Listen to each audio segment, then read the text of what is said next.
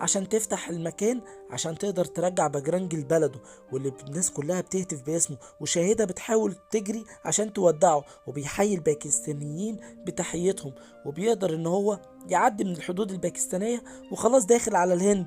وهنا شاهدة بتحاول انها تنادى عليه، لكن طبعا مش قادرة انها تتكلم، وكل الناس موجودة حتى خطيبته وحماه اللي بيحييه، واللي بيحييهم بجرانجي. وهنا شاهدة عايزة تنادي عليه عشان تشوفه للمرة الأخيرة، لكن فجأة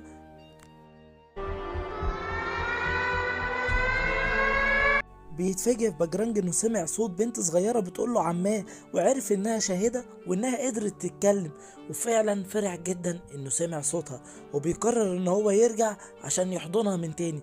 واللي شاهدة بتعدي برضو الحدود عشان تحضن بجرانجي، واللي الاتنين بيقربوا من بعض وبيجروا على بعض بأقصى سرعة، وقدر فعلا ان هو يوصل لها ويحضنها ما بين الحدود ما بين البلدين في كشمير.